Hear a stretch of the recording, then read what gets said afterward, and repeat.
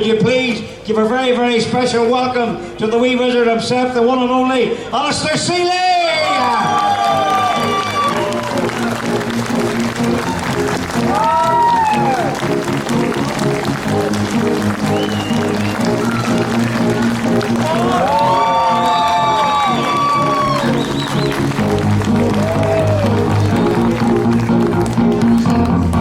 What did I tell you? Hey. How many wins now? 20 sacks, hey. 20 sacks, hey. You're from Ballymena, hey, are you? Actually born in Ballymena, the Waveney Hospital, so there's a bit of Ballymena in there. Keep it quiet. Anyway, but hey, what about last night? I talked to you whenever we were in the marquee, you came across after getting the win. The first win for you, the family, all your connections, it was very, very emotional. It was almost as if you were sending a message out to say that you're still here and very much in business.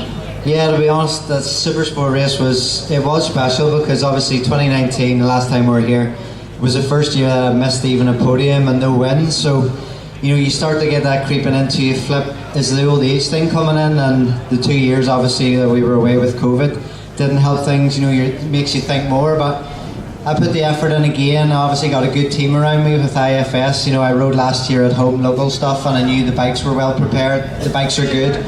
There's no money spared on what we need, so whatever I asked for, they produced, and the bikes were good. And then I was happy last night. Just kind of me and Davey Todd were having a bit of a ding dong in the Super Sport in the wet, and doing a bit of jockeying as you do in that class, and managed to. Jeremy helped me out, so. Jeremy's my training partner, my golf partner, and also my teammate now, so thanks for that, Jazza, last night, that wee manoeuvre.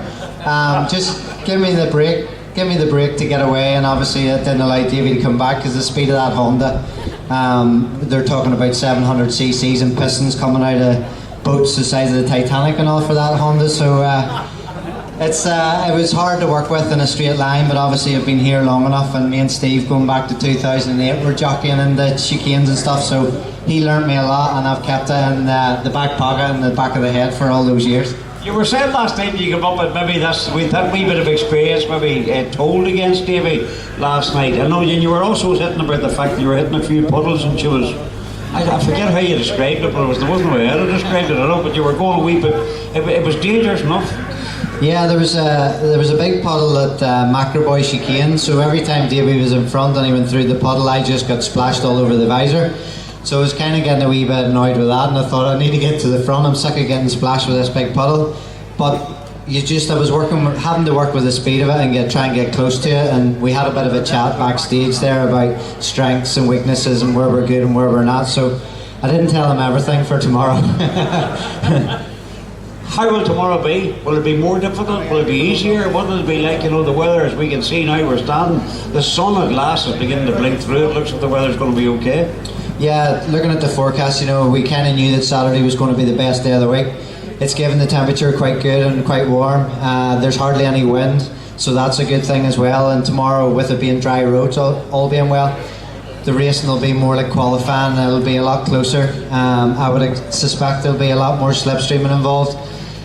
You qualify in pole position, yes, it's good for the head and good for morale and team boosting and all, and a wee bit of psychology and all that. But by the time I get to university, I'll probably be shuffled back to 5th or 6th. So then you've got a bit of work involved to sort out 6 laps. But we'll not hit the panic button. I've been here a long time. I've done a lot of races.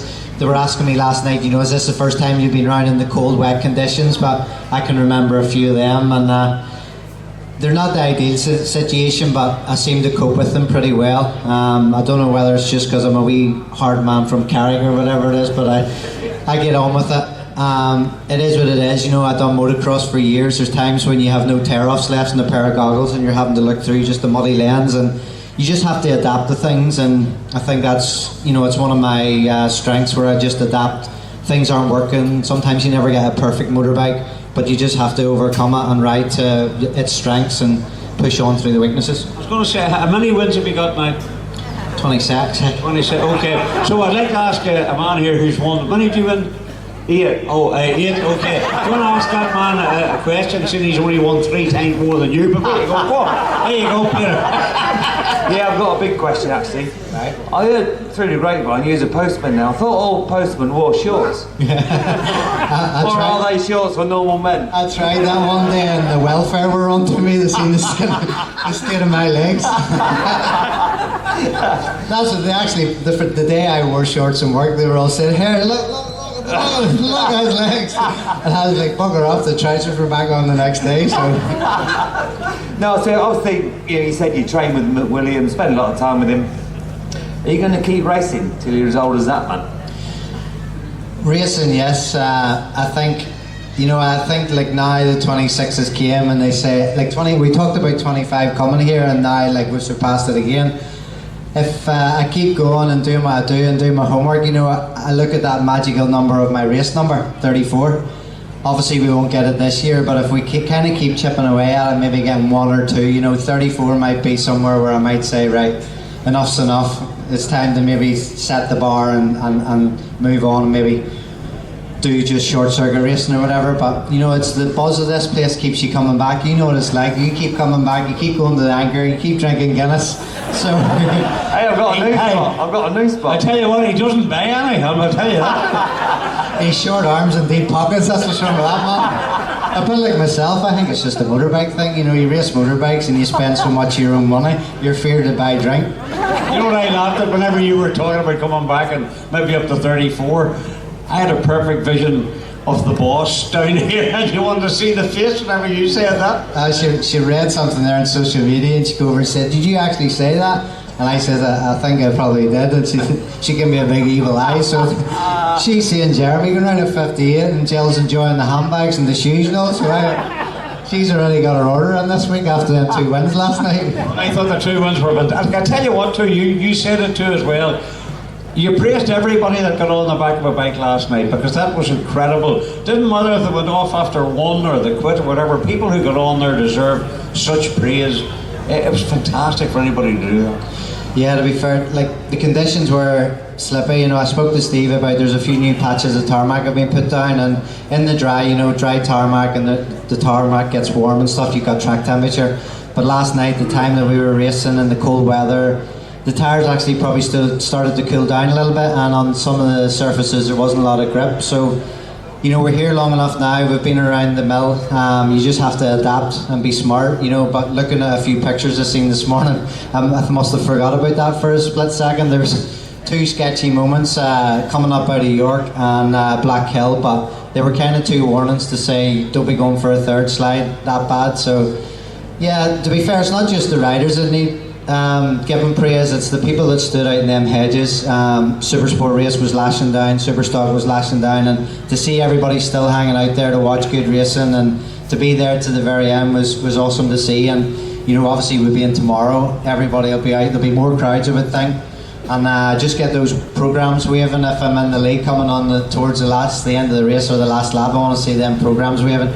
Egg me on. I'm sure Glenn Irwin said that too, but I probably said it before him before he came here. I was saying you're probably in group, but Steve's going to ask you a question because I'm going to get these 2 t-shirts which you kindly gave us, because we have 2 winners in the audience. If you have the full colour spread of Alastair, there are 2 vouchers there, aren't there? I don't know if we have the 2 winners, do we? The wee stickers, if you have a sticker in your programme on Alastair's full 2-page shed, come on up. It means you're going to get one of these here. This man's going to, I tell you what, you want to come up and round, come on onto the stage and get it off? You don't? What, are you on the dole or something? You doing the double? What the hell's going on here? Hey, here you go, throw that man, listen, there he is there. Hey, I tell you, hey, where are you from, our boy? Where? Hey, double check that programme there, will you? Here, come on over here and throw it over to Alastair first of all. Do we have another second? Well done, sir. Thanks very much. And very much appreciated for buying the programme, because the programme is the lifeblood of our event. And is there another one? We need a sticker in the middle with a double spread of Alastair's photograph. There must be somebody. Sunshine 27. Which bike's it going to be? Your 27th win. What's the favourite? See, to be honest, the Supersport and the Superstock bike are feeling really good, and obviously going off the back of Superbike qualifying, I've made the executive decision to park the Superbike. Really? So it seems too much of a handful at the minute, and the lap times aren't being produced, and I feel like if I override it, and you don't want to do that around places like this, that I might get myself in a bit of a predicament. So the Superstock bike, I went straight out and went 4 seconds faster. So it's pretty much the Superstock bike will be getting wheeled out for the Superbike races. And so yeah, I feel pretty good. I might be down a little bit of speed, but you know me, I'll just hang in there. 600 feels quite good, and as I say, you know, I've been in England for a number of years on that class. Size and speed, or size of the bikes, sort of suits me. I've been around the mill on it, but you know, there's a lot of good 600 riders out there. Lee Johnson's coming off the back of flat record at Oldham Park, riding very well, podiums every weekend, so he'll be in the mix.